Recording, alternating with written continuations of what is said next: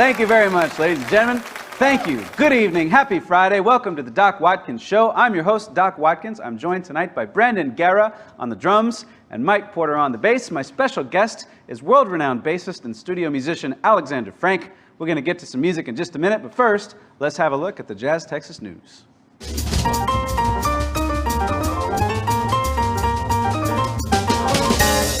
In Hollywood, Brad Pitt's legal team is accusing Angelina Jolie's legal team of trying to prolong their ongoing custody battle. The good news is that the ex-Hollywood couple is being offered to star in a movie sequel entitled Mr. and Mrs. Smith Sue Each Other Over Child Custody. Taylor Swift took to Twitter recently to condemn President Trump for opposing funding of the U.S. Postal Service and encouraged her fans to vote early by mail.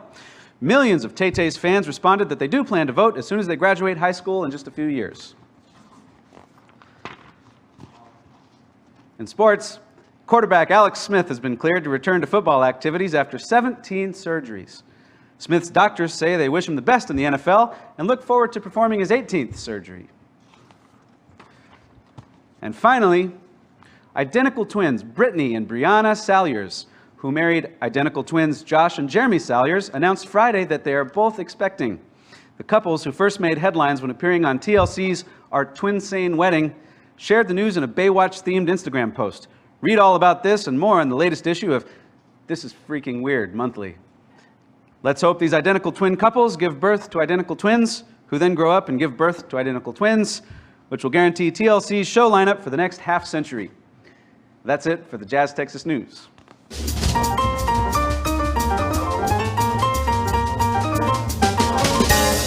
Thank you for tuning in with us tonight, ladies and gentlemen. Happy Friday night. We're so glad to be here. We would like to start the show by offering a toast to everyone who's watching, and also especially to those of y'all who have been so kind as to order your dinner and your drinks from Jazz Texas. We're now doing curbside and delivery, and we have a terrific menu back there in the kitchen and behind the bar. So Mike, Brandon, everyone online, thank you. Here's to many more years of good Jazz Texas food, drinks, music, and fellowship. Cheers, everybody. And we'd like to start the show with a Cole Porter tune entitled Night and Day. Here goes.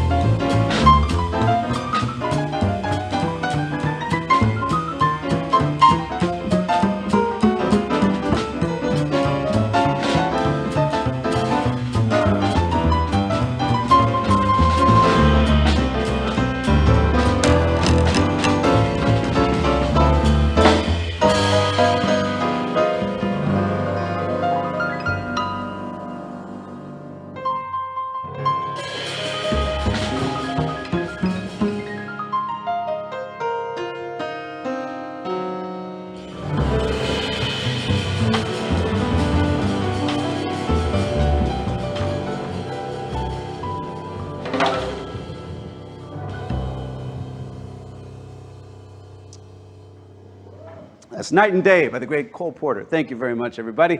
We'd like to give a big shout out to Caitlin Hill, who's running sound for us. She's our audio engineer, and also the man behind the camera, our production man, Mr. Chris Zients. Science! With Wizard Broadcasting. We also want to thank our new media sponsor, KRTU 91.7. Guys, thank you so much for partnering with us during these live streams.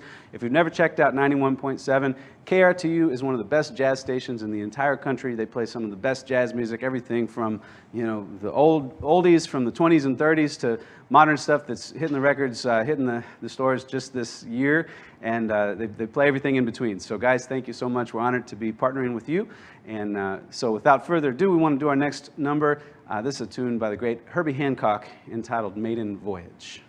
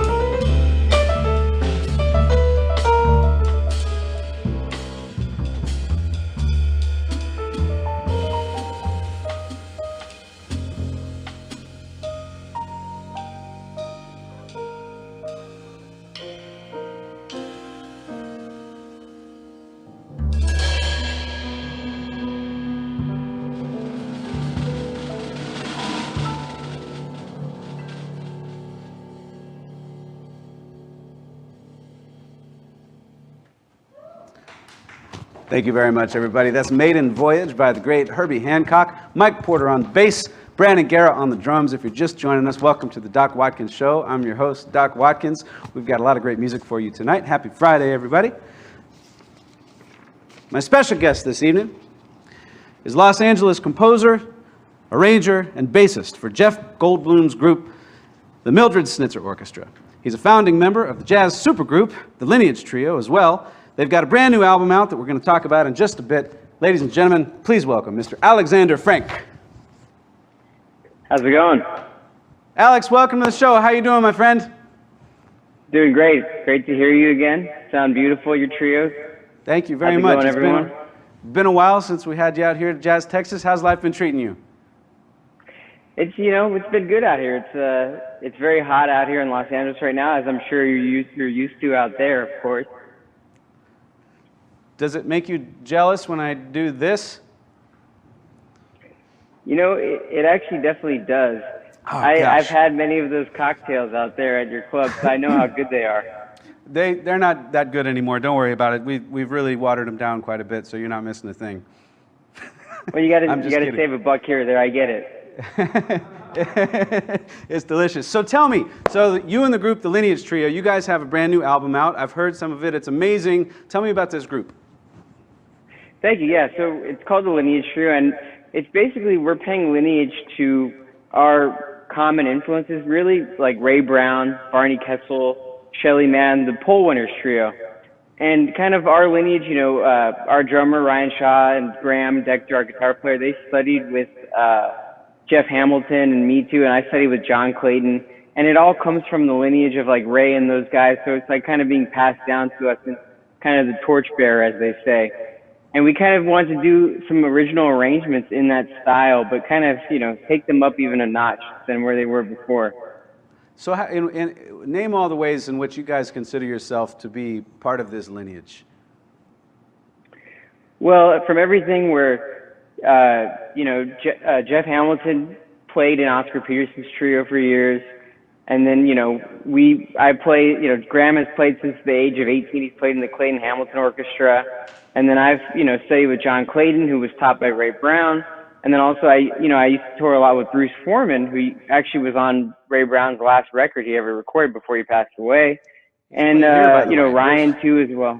Bruce Foreman played here. Yeah, a couple times. With what's his name on guitar, right? Whit Smith. Yeah. Yeah. Yeah, we had to kick them both out at the end of the night. It was great. Sounds about right. Now, Bruce has been one of my mentors as well, which has been great. I love how you guys talk about the lineage of these great musicians going back to the Oscar Peterson trio and that sound. Oscar Peterson traced so much of his influences, back to Art Tatum. And I mean, you can't get much earlier in jazz than Art Tatum. How important is it to learn to play jazz music from the source itself versus textbooks in college? Well, I've always said this before, and I'll keep saying it. You can't teach someone how to swing an eighth note.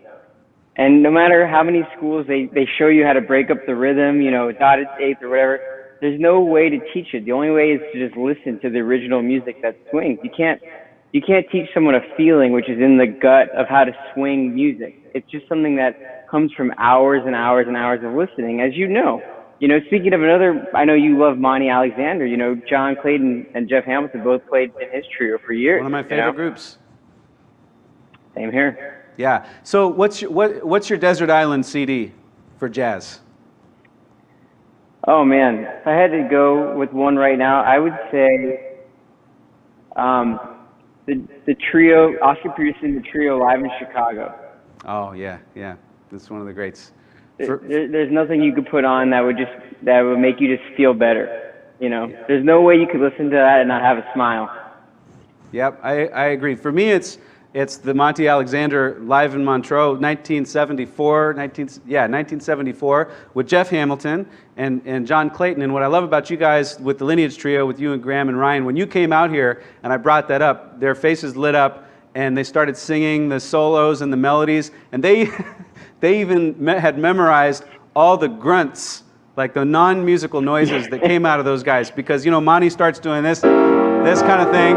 and then you hear Jeff Hamilton go, whoa, you know, and they knew exactly at like every point in which and I was like, man, that's, to me, that's my favorite probably jazz album of all time. And to know that you guys were into that just as much was really incredible. So I want to talk about the CD. We're going to play a little bit of the CD in just a minute, but tell me how these tunes came about. Well, they're all from the Great American Songbook for the most part. There's actually one that's kind of from the great bass player Oscar Pettiford, which I think actually I might play that in a little bit. But they all come from like songs that we love, like Tangerine is a song, an old Johnny Mercer song. We do I'll String Along With You, which is a great Harry Warren song. We do everything from Unforgettable, which of course is associated with Nat King Cole. We do I've Got a Crush on You, which is a beautiful Gershwin song. I think I've heard you play that before. Yeah. And they're all standards that pretty much everyone will recognize who knows this genre, but they're done in quite a different way, I would say, you know. They're a mixture, I would say, if you took elements of, you know, the Oscar Peterson trio with the Polards, add some Amir Hendelman kind of arrangements, and you get a big mush of it all together, and it's kind of what we're going for.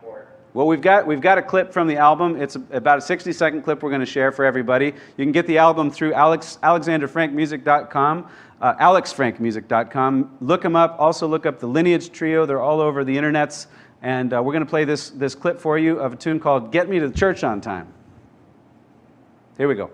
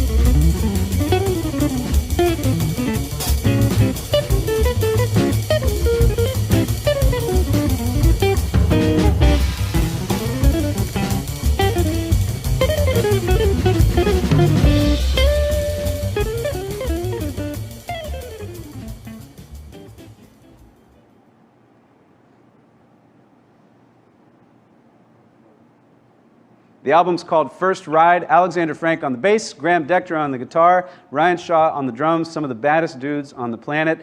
You guys have worked with everybody from Jeff Goldblum to Clayton Hamilton Orchestra to Michael Bublé and everybody in between. And I want to talk about Jeff Goldblum and your work with Jeff. And I want to know, when you're on the road with Jeff, you guys are flying commercial. The guy's got to be getting mobbed the whole time. How do you focus on the music? You know, that's a very good point, actually, because he obviously is recognized everywhere, but the thing is he's too nice of a guy, where, I mean, in the best kind of way, where he will never turn down a photograph or an autograph for anyone. Sometimes he'll spend hours finding stuff because he doesn't want to be rude. How about an invitation to come on the Doc Watkins Show? Let's say, you know, it's funny you say that. I did mention to him about he should try to tune in this week, you know, tonight when this is airing, and you know, he's in London right now till Halloween. He's filming the new Jurassic World. They're in a bubble. So he was telling me about right? that. You know, they're in a bubble. He has to get tested every single day on set, and you know, he was excited though. He gets to see, like, you know, Laura Dern and Sam Neill again. It's all, you know, all the old cast joining him. So it should be fun. But we definitely should try to get him on the show. I would love it. And by the way, I would never. It's not why I brought it up. Was because you know, I never want to abuse the friendship and say, hey, can you get me to Jeff? Well, that wasn't the point. Yeah. You know, you and I go back years, and we have lots of really colorful stories together. But I did want to ask, what was I going to say about Jeff? Oh, you know, it was the most honoring thing. It was the coolest thing that I came and saw you guys in Los Angeles about a year and a half ago, and Jeff got me a seat kind of right next to the stage, and we were listening to the band. The place was packed. It was like on a Wednesday night in Hollywood, and he actually took the time to in the middle of the set, between songs, he said, ladies and gentlemen, all the way from San Antonio, I want to welcome my good friend, Mr. Doc Watson. It's not the first time you've been called that, I'm sure. It's not the first time. It's not even the 10,000th time. But anyway, we'll bring Jeff on the show and set him straight, if you know what I'm talking about. Seriously, it's got to be hard for you guys when you're traveling. And Jeff has put together the most amazing band, and everyone wants to talk about Jurassic Park. Well, yeah, but the thing is, he understands that he could bring this music to people who've never heard it before. You know, I mean, like literally, like since I've even seen you last, Doc, like in November, you know, with Jeff, we played with the full orchestra. We played at Royal Albert Hall for the Queen of England and the whole royal family. And it's like stuff like that, you know. And we were playing it actually an arrangement I did of Let's Face the Music and Dance.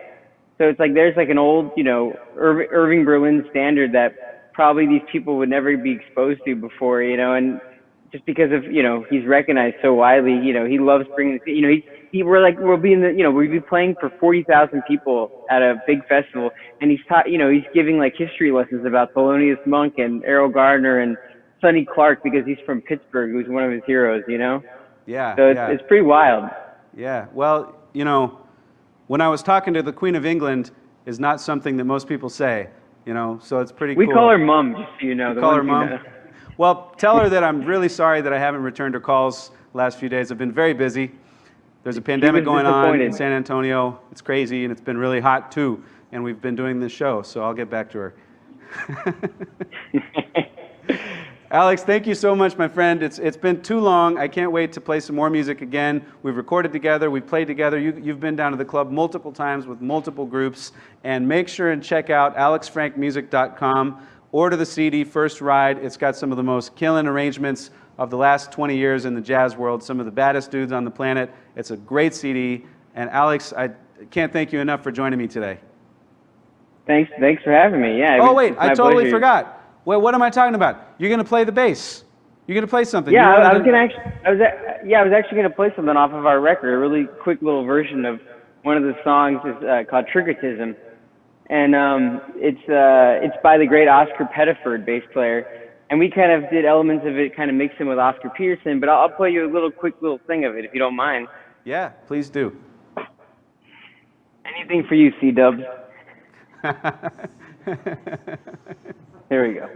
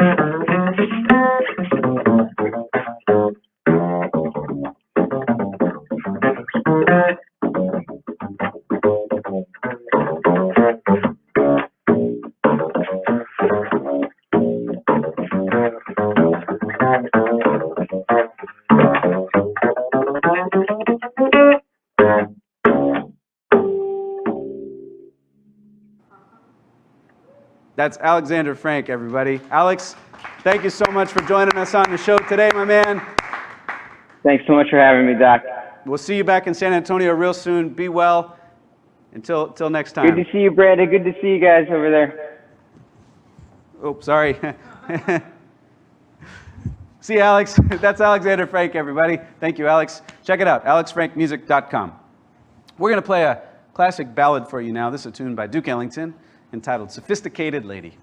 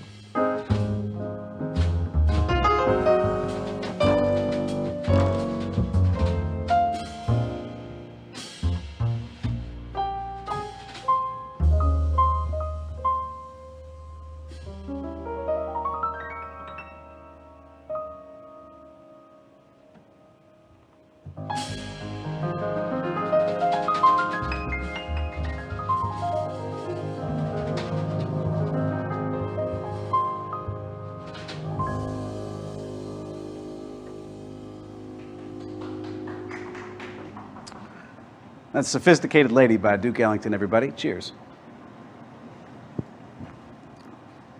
All right, this next tune was written by George Gershwin a long time ago. It's one of my favorites. It's called But Not For Me. Here goes.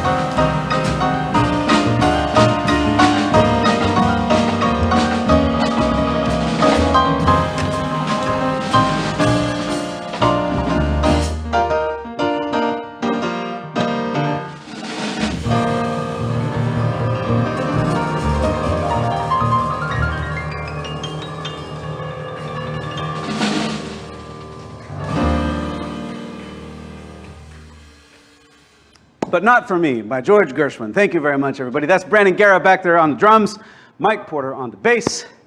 Well, it is the month of August, and boy, is it hot out there. And I know we're all stuck inside trying to figure out what to do during this quarantine. We've all experienced boredom in a brand new way here in 2020, so we decided to come up with our own board game that you can play along with right here at home. So without further ado, ladies and gentlemen, let's play the board game.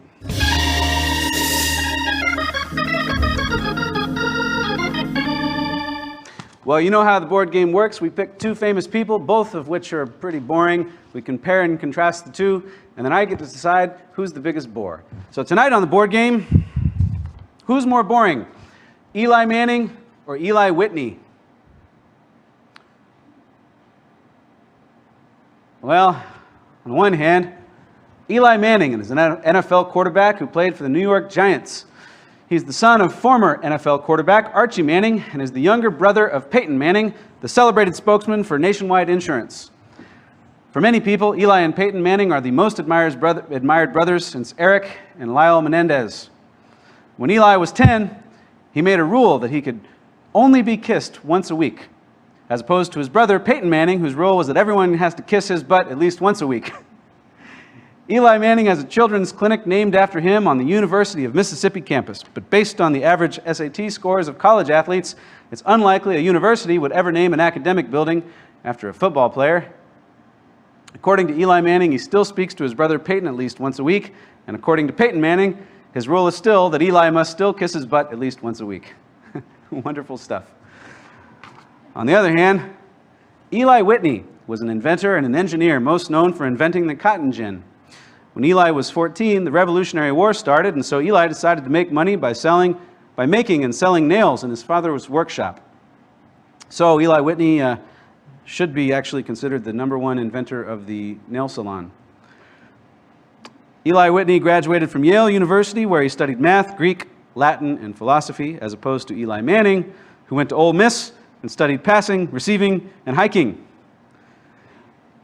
Eli Whitney is also credited for creating interchangeable parts, which are components that are exactly the same so they will fit into any exact model of product. So basically, he invented IKEA. Eli Whitney died in 1825, and it is said that in order to ease his pain, he actually created a machine that could alleviate some of his pain. That machine was called the Kevorkian. It's a tough call, ladies and gentlemen, but if you had to pick who bores you the most, Eli Manning or Eli Whitney, the correct answer is Eli Manning.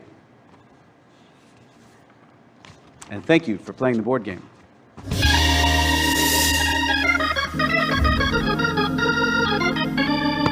All right, welcome back. Brandon Guerra back there on the drums, ladies and gentlemen. He is double masked tonight for your protection.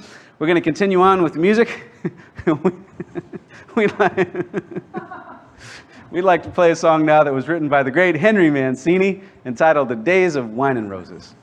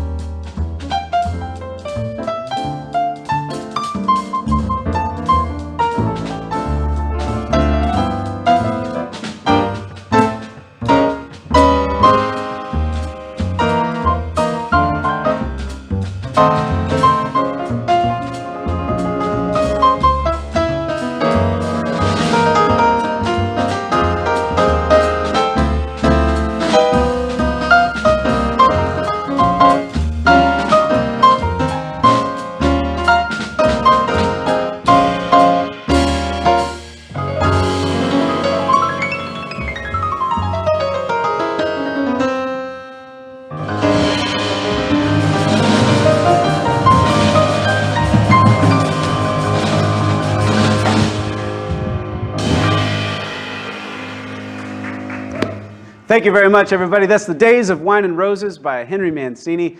We've got time for just one more tune tonight before we say goodnight. Happy Friday, everyone, and thank you so much for joining us. Please join us tomorrow night. It's Saturday, 8 o'clock. We'll be live back here again at Jazz Texas. And also Sunday for a special one-time only show. It's our fourth... Hey, Brandon. It's our 4th anniversary here at Jazz Texas, and our slogan is 4 more years, so we've got a special menu for you all from the kitchen and the bar, and a special show as well, so make sure and join us on Sunday night at 8. We want to thank you one more time, KRTU 91.7 for being our media sponsor. Also, Caitlin Hill on the audio, and Chris Science with Wizard Broadcasting. Thank you for tuning in, everyone. We're going to close out with an old tune from Bobby Timmons and Art Blakey and the Jazz Messengers. This is Monin'.